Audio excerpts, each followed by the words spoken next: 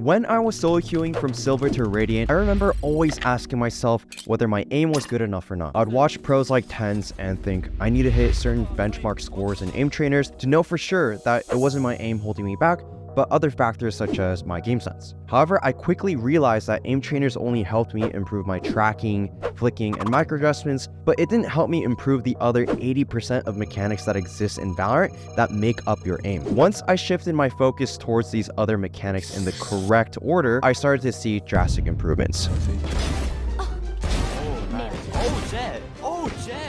Hey guys, it's Konpeki here, and in this video I'll go over what the components of aim are so that you can follow along and figure out which part of your aim that you need to work on the most. Without further ado, let's get started. Your aim in Valorant can be broken down into two categories: active aim and passive aim. Your active aim involves everything to do with your mouse movements during the middle of gunfights. Tracking, flicking, and micro adjustments are all part of your active aim, but there are also components such as spray control, tap firing versus spraying, and using ADS. Passive aim, on the other hand, has to do with how you prepare for gunfights with your crosshair placement, mouse position, and movement before the gunfight starts. With crosshair placement, it's things like understanding where to place your crosshair depending on varying distances, platform heights, and the type of angle that you're holding. It's also knowing how to pre-aim the angle with good crosshair placement before you peek. When it comes to your mouse position for your passive aim, you want to make sure that your wrists and arms are reset to a position that can give you the most consistency with your active aim before you take the gunfight. With your movement, it's mechanics such as dead zoning to get accurate shots off during jiggle peaks and being able to slice the pie while jiggle peeking. From my experience of coaching over 1,000 students in the last 2 years, the ratio of effort and time that you want to put into working on your active aim versus passive aim changes depending on your skill level. Here's a ratio of focus between active and passive aim for each rank to see the fastest results. The reason why the percentage of active aim is higher for lower ranks is if you're not comfortable having simple control over your mouse, you'll struggle with having good crosshair placement later on. If you also can't control your gun mechanics, no matter how good your aim is, you'll whiff a lot of your shots. Generally in lower ranks, both your active aim and passive aim are bad, but active aim is much easier to improve earlier on compared to your passive aim. So you can get a competitive advantage over your opponents and rank up faster if you focus more time on improving your active aim. As you improve your active aim fundamentals, it will start to become second nature to you. As it happens, you can focus less on working on your active aim and more on improving your passive aim. Another reason why the percentage of focus for active aim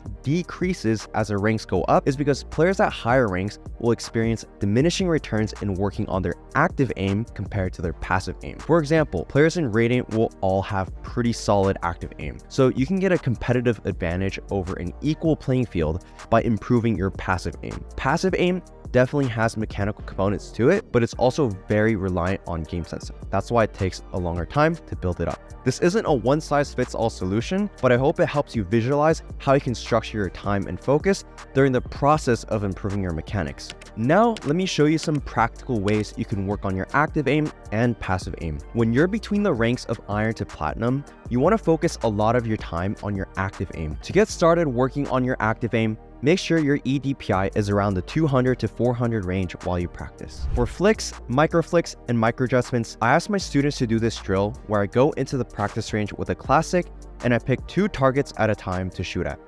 I'm going to flick as fast as I can from the first target to the second target, but I'm not going to shoot yet. The reason is we're prioritizing speed over accuracy during our flicking motion. We're only going to shoot after we do a micro adjustment onto the target. When you shoot, make sure you only shoot the target once.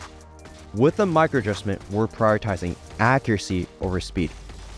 After shooting the second target once, do the same back to the first target and shoot it once again. Now go back and forth between the first and second target to dink the target twice, and then move on to the next 2 targets that you pick out. This drill should help you in several ways and build a solid foundation to your mechanics. Number 1, it'll help you increase your first bullet accuracy. Number 2, it'll decrease your time to kill your target. And number 3, it'll help you improve your micro flicks and micro adjustments for better angle snapping in your crosshair placement. Now moving on to tracking, pull out jet knives in the practice range and turn on eliminate 50 or 100. At first, warm up by moving your character left and right while tracking the bots that spawn in the range. After 2 to 3 seconds of tracking the bot, shoot it and switch to tracking the next bot that spawns. This should help you track targets in various distances while running full speed. You can also experiment with using Neon Ult for this drill. Once you get pretty comfortable with doing this, you can turn on Strafe for the bots and try to track and do the same thing again. And lastly, to help you with your vertical tracking, you can turn on practice mode and updraft side to side with jet knives while trying to one-tap 5 bots before you hit the ground. This drill should also help you in several ways and build a solid foundation to your mechanics by number 1, obviously helping you hit any moving targets in the game, and number 2, it'll help you trace around the edges of angles when you're peeling the angle. Alright, now that we covered tracking, let's move on to spray control. Go to this part of the practice range and spray 5 bullets at a time at the 10-meter mark. You want to pull down slower in the beginning, but pull down faster towards the end of the spray since your 4th and 5th bullets will jump up higher. Try to think of spray control as a game of tug of war where your bullets are trying to go up and you're trying to pull down just enough to keep the bullets right in the middle. If you pull down too fast, your bullets will go below the line. If you don't pull down enough, especially at the end, your bullets will jump up.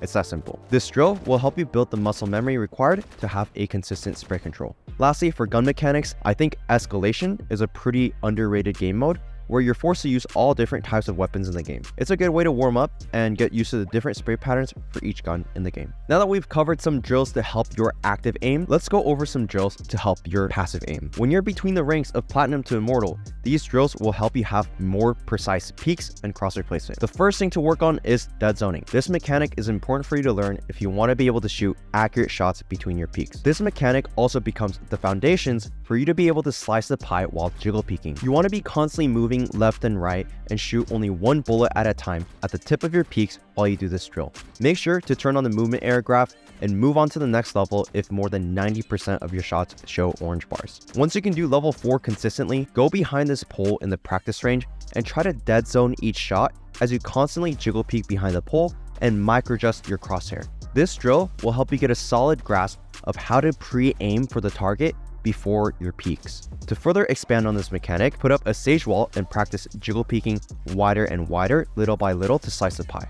You want to again be constantly moving left and right, and you want to incorporate dead zoning so that you should be able to hit accurate shots as you clear angles a lot more safely and precisely. Lastly, work on incorporating these mechanics as you play deathmatch or hop into customs. Focus on intentionally clearing one angle by angle with correct crosshair placement before you go for the peak. Alright, I've given you the what, why, and how to improve your aim for each rank. But if you're still not sure that you're doing the drills correctly and need help implementing these concepts into your gameplay, message me the keyword AIM on Discord to see if you'd be a good fit for my Immortal Roadmap coaching program that has a 5 division rank up guarantee in 6 weeks. Thanks for watching.